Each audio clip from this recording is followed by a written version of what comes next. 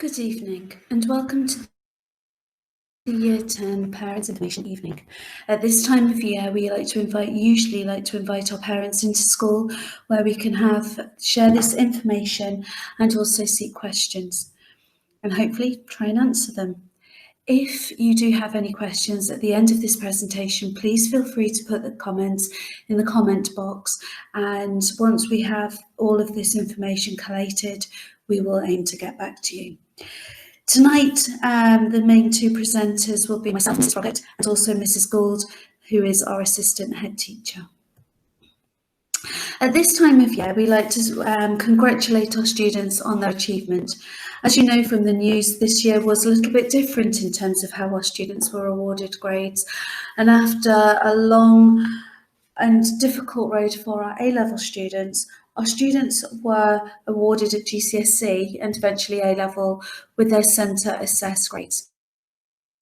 And yet again, students at Tutor consistently achieved above or within line with the national expectations, and the results reflected the hard work, dedication and staff of those students. I'm now going to hand over to Mrs. Gould, who is going to talk to you about the home school link.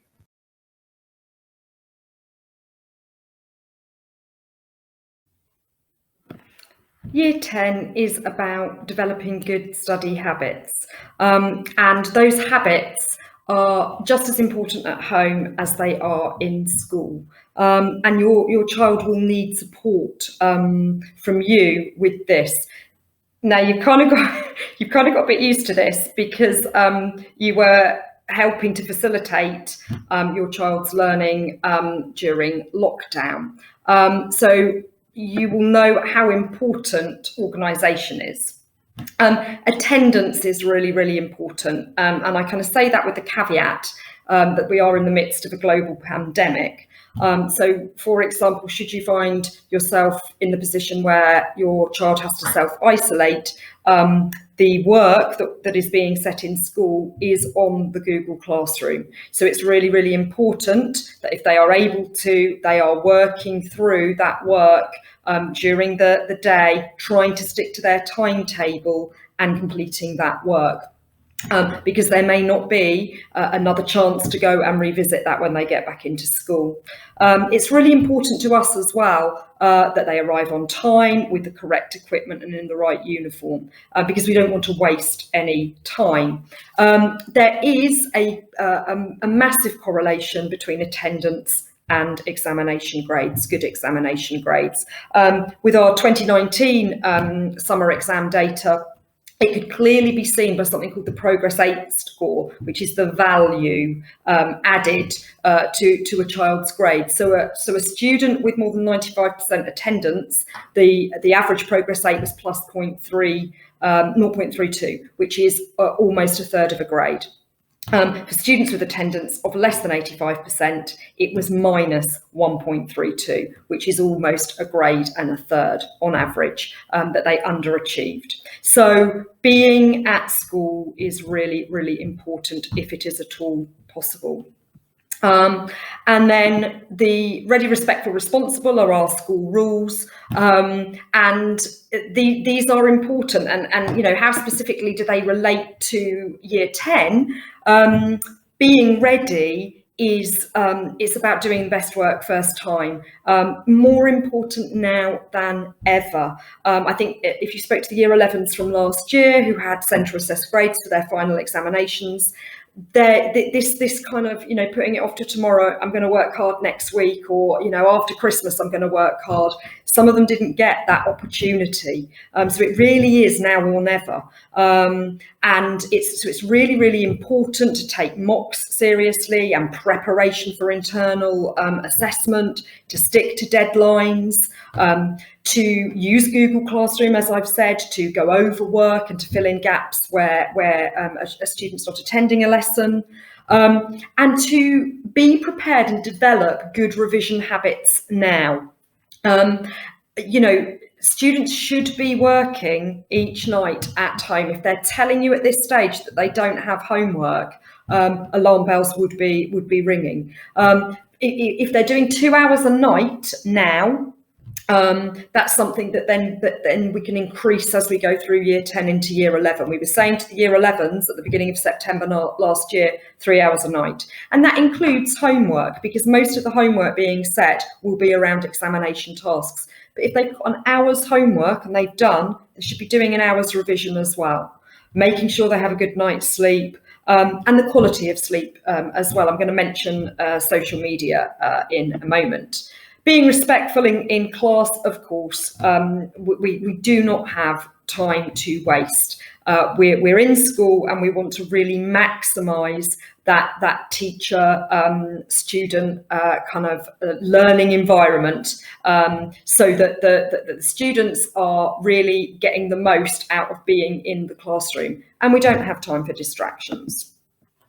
Being responsible, as I've kind of mentioned, we want reflective learners. The most successful learners are the learners who really think about the stuff they're doing and how well that they are achieving. One of the really great things is this idea of topic summaries.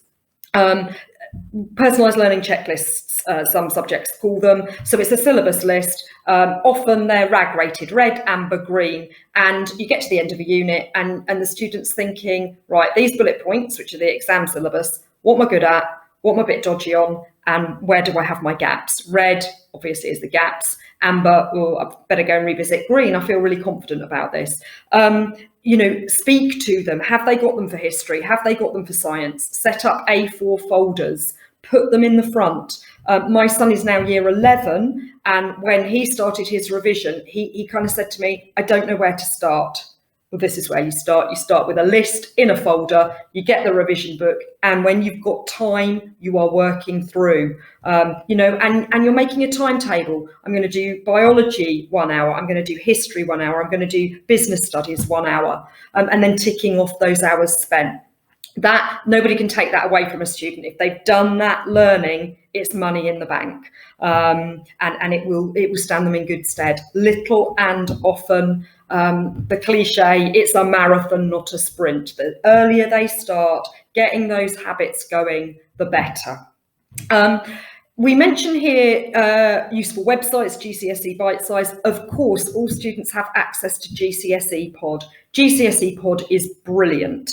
If you're unsure what their login is and their password, please speak to them, make sure they know it, and contact their tutor if they can't access that. It's videos and activities that are written specifically for the exam boards that we study, and they are of a good quality, a good standard. So really, really do recommend GCSE Pod. You know, regular check-ins, checking in with your child. How do they think they're progressing in their different subjects? And, you know, looking at the rewards and sanctions data that you get sent through, you should get the R&C alerts. If they're getting consequences building up in French, you know, not paying attention, talking out of turn with the teacher, not turning in their homework, if you're getting a lot of those, then I would advise that you contact the teacher and have a conversation about how you can best support to end that pattern. Turn off, limit time on social media. Really, really important. I think if you kind of, the idea of get the homework out the way so that they can go on social media, in my experience as a parent, the student will rush the work so they can get on the social media. So better, you know, it's clear you've got 1 hour a night in the week, and no more, or preferably none in the week would be my advice. And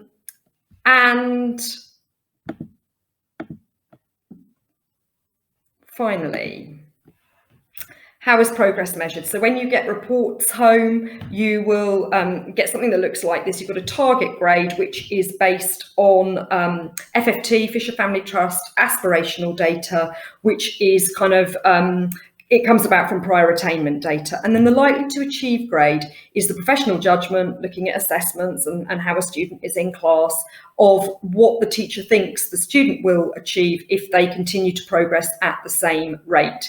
So, for example, with the blue circles around, you can see that the target grade is a 6 and the likely to achieve grade is a 5+. So they're a little bit below the target grade, but probably, quite easy to fill that gap. Find out what the gap is, speak to the teacher, what could they be doing to try and close that gap. And then the photography, that student is on target, and the business studies, the likely to achieve grade is 2 grades below the target grade. So there's clearly some gaps there.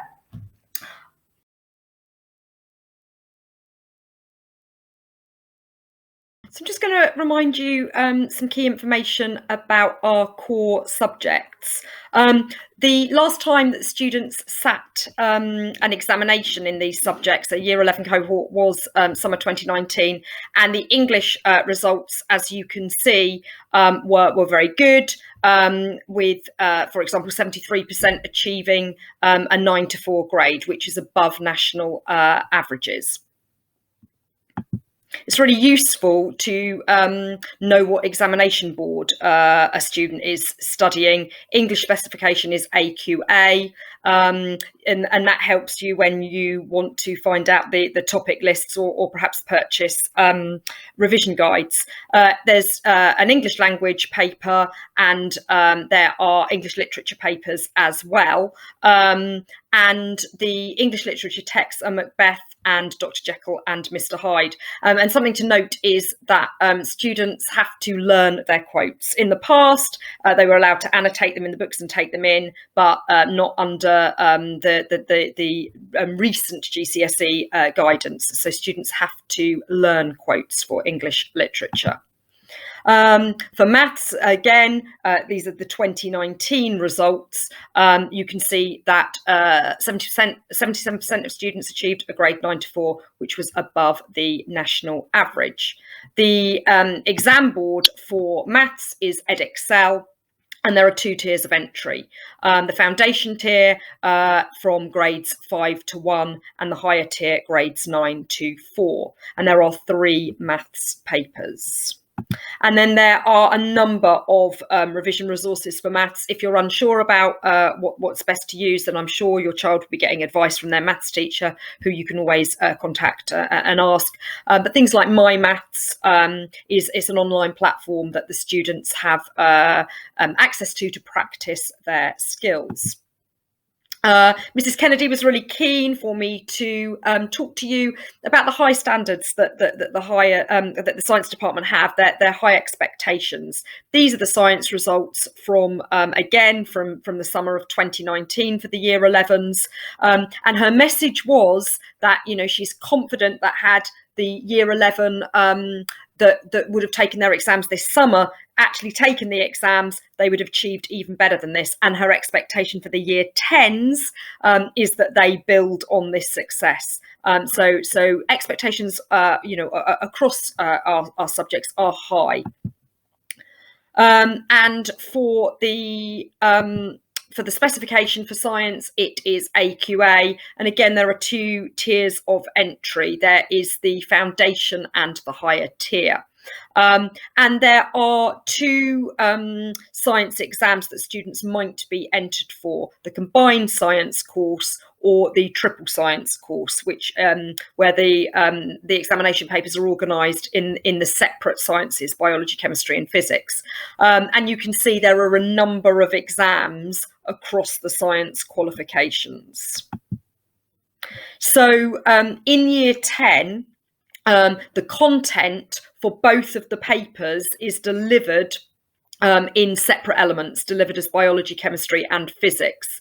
And then selections will be made after the Year 10 mock examinations about which students will sit which course. Approximately 60 students will be entered for the separate science exams, also known as triple science, which equals 3 GCSEs, with the majority of students being entered for the combined course, which is equal to 2 GCSEs.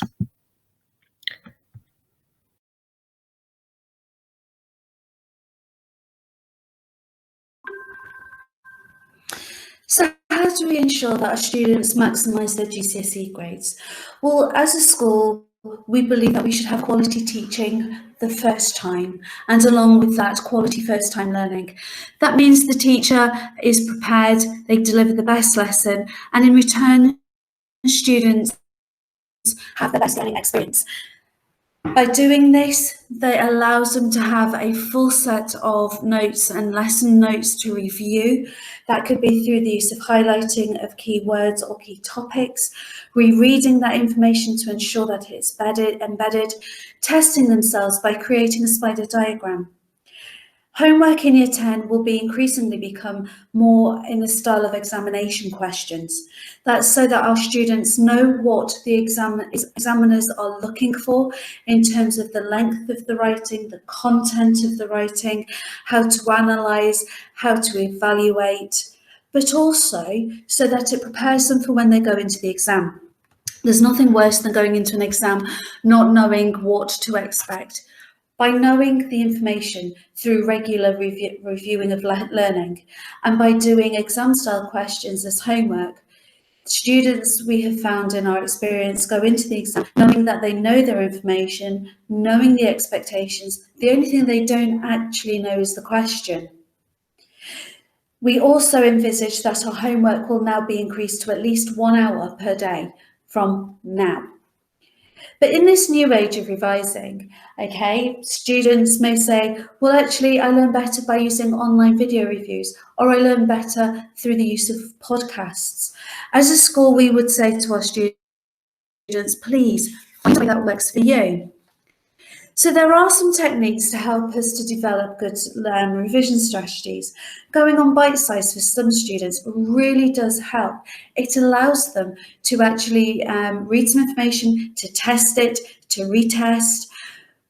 We, at this point, we're saying that students must practice working for about 2 hours in terms of book-based revision and past exam papers close to the exams, just simply because some of the exams are 2 hours or more. There are books by a company called CGP in terms of how to revise. They give practical advice and tips to actually enable students and parents to know how to revise, to work out what the strategies are for themselves. And something called PLCs, personal learning charts. This allows a student to look at all of the areas within a topic and with a set of 3 highlighters, red, or if you like, pink, yellow and green, to go through the main topics and highlight their own understanding. We would recommend students do that at the start of their revision so that they can go through and say, yep, I totally got this, and highlight that section in green. For the ones that they're not sure of and actually with a little bit of thought, they can go, yep, I kind of remember that. They would highlight that in yellow. And then obviously the things that I haven't got a clue, we would suggest they highlight in red. That indicates where they need to start the revision. Because as human beings, we're very good at revising what we know rather than what we don't know, because it's easier. And then also we have GCSE Pod. They are no more than about 6 minutes, at the most 7 minutes. And it's just little refreshers, again, based on the GCSE courses that students undertake and based on the information given to them by the exam board. So as a parent, how can you help? Well, straightforward. Decide with your child where they are going to do their revision. It needs to be somewhere without distractions like a television, or distractions like a games console or music. Find somewhere that is going to work for them. Make sure that you praise and you encourage as they tick off revision tasks. Talk to your child about their revision. If they can explain it to you, they understand it. And make sure that they have the resources they need. Know the exam boards that they're sitting. This information can be found on our school website under the learning section. And when you log on to that link, if you scroll right down to the bottom of the page, you will see a list of all the subjects that are done at GCSE. If you click on any of those, you will find the exam board. You will find what they need to take into the exam. You will find the length of the exam. And then you will also find a whole list of topics for students to revise. We have found that by having it there, students themselves can go back and refer to this, as well as parents. I'm not going to lie, there will be times when you find your child finds something difficult.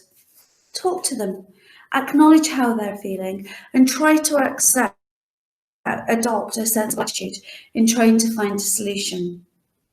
By doing this, it allows you to be flexible by using the 80 to 20 rule. If your child is sticking to what they're supposed to be doing 80% of the time, then they're doing all right. If the child asks for your support, encourage them by helping them to see the difficulties in perspective. Teenagers are very good at catastrophizing any event, let alone revision. It could be that they might say, I've really messed up on this essay, or I might as well give up. Well, actually, encourage your child to speak to teachers, okay? It could either be through a comment on Google Classroom, or it could be a comment, and actually saying to the teacher face to face, please, can you help me understand where I've gone wrong?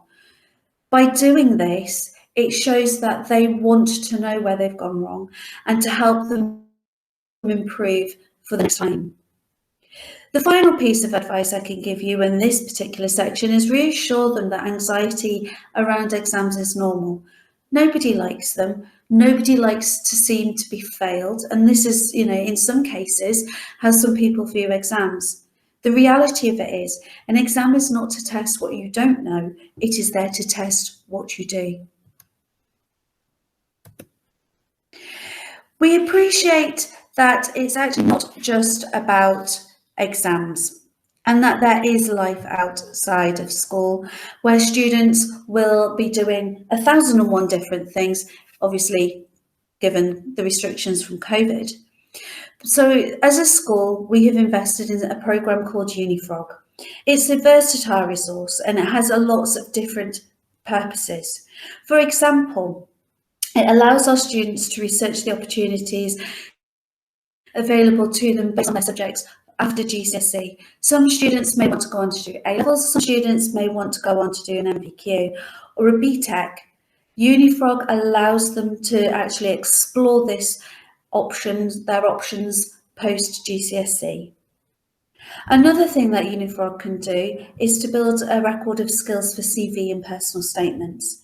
So students last year spent some time in tutorial just uploading the things that they'd been doing, whether it was belonging to a school sports club, whether it was representing or training with Team GB about something, whether it was horse riding, whether it was having a part-time job, whether it was, sort of even just simple things like babysitting. It's there, it's recorded, and it allows students to actually look back when it comes to, writing a CV or writing a personal statement if they intend to go to university, and all of that information is stored. Not only does it do that, but it allows them to research different career pathways, just like post GCSE. It also allows them to explore what's out there post A-level or A-level equivalent. Students should know how to log on to the platform already because we did it last year, but I appreciate that, having time off because of coronavirus, some students may well have forgotten. And if that is the case, please ask your child to speak to their form tutor so that we can help. Given the situation with the coronavirus, we know that student wellbeing is something that we all need to be aware of. You as parents know your child incredibly well, but as staff, we also want to be there to support your child as well. And on our school website, we have the student wellbeing page, and at the bottom, if you scroll down, it gives you a list of websites, organisations that can help on a number of things, simple things like the Number for Childline, or if your child is experiencing anxiety, it could be that you log on to Couth, which is a free service from Bucks County Council, but they are all linked to our website. Obviously, we appreciate that, a child is going to feel very different about their return to school, and it's nice to see them back. But if your child is experiencing difficulty, as a parent, you're not alone. Look at that wellbeing page and have a look to see what helps. Along with that, you could contact the form tutors. So we have Miss Harling, Mrs. Chung and Mrs. Busby. They are the tutors for 10A. Miss Clark is the tutor for 10C. Mr. Ballantyne for 10G. Mr. Atkinson for 10J. Miss Miller for 10T. Miss Tallon for 10ZA. And Ms. Bulteel 10ZB. In the first instances, if you have any concerns, please contact the form tutor, and as you can see, I've enclosed their email addresses, and if they cannot help, they will then pass on their, any questions or concerns to myself or to Mrs. Gould. I'd like to take the time to thank you for coming and listening, and before we leave, I'm going to leave you with the key dates. So we know that at certain points through our academic year, reports will be issued. Obviously, given the current situation with the coronavirus and the latest government guidance, we will have to be able to confirm with you whether or not the Year 10 parents consultation evening will happen either in school. If it's not happening, we will be able to find a way, I'm sure, of doing that online. And obviously the same with work experience, because we don't know what is going to happen. Please just check your emails, check the school website, because information will be given. As I said at the start of this presentation, if you've got any questions, please use the comment box below. The comments are not made public. They will be given to myself or to the form tutors to be able to deal with. And obviously, as I said, should you need to make contact with us for anything else, please do. Please remember, we are here to support you through all of this, as well as your child. Take care and have a good evening.